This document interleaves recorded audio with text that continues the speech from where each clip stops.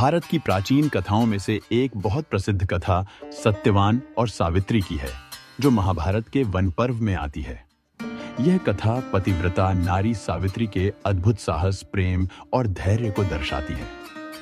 चलो आज की कहानी शुरू करते। सत्यवान और सावित्री की कथा। सत्यवान और सावित्री की कथा।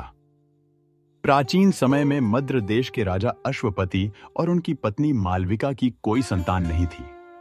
राजा ने संतान प्राप्ति के लिए घोर तपस्या की और भगवान सूर्यदेव से एक कन्या का वरदान पाया। वह कन्या बहुत ही रूपवान, विदुषी और तेजस्वी थी, जिसका नाम सावित्री रखा गया। जब सावित्री विवाह योग्य हुई तो स्वयंवर के लिए कोई योग्य वर नहीं मिला। तब राजा ने उसे स्वयंवर चुनने के लिए अनुमति दी। घूमते घूमते सावित्री जंगल में रहने वाले एक राजकुमार सत्यवान से मिली, जो अपनी वृद्ध माता पिता के साथ वन में रहते थे।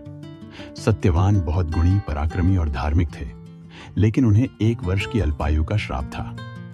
सावित्री ने सत्यवान को अपने पति के रूप में चुन लिया।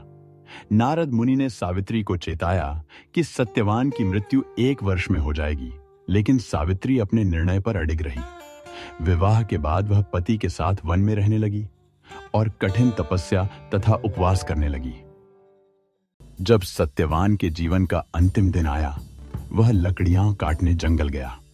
वहां वह बेहोश होकर गिर पड़ा और उसी समय यमराज उसकी आत्मा लेने आ गए।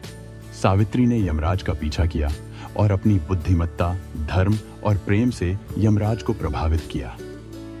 यमराज ने कहा, सावित्री, मैं तुम्हें कोई भी 3 वरदान दे सकता हूं, पर सत्यवान के जीवन के अतिरिक्त।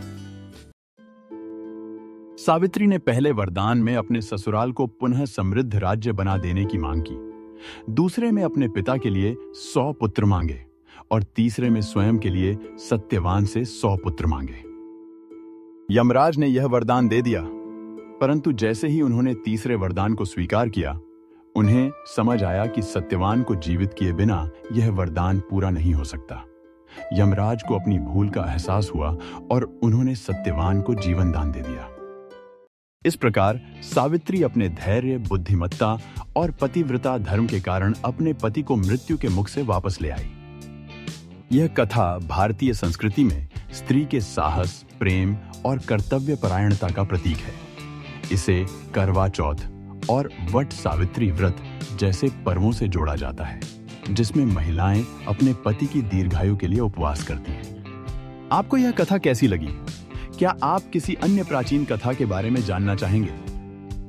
तो हमारे चैनल को सब्सक्राइब करें, बेल आइकन पर क्लिक करें और कमेंट में हाँ जरूर लिखें।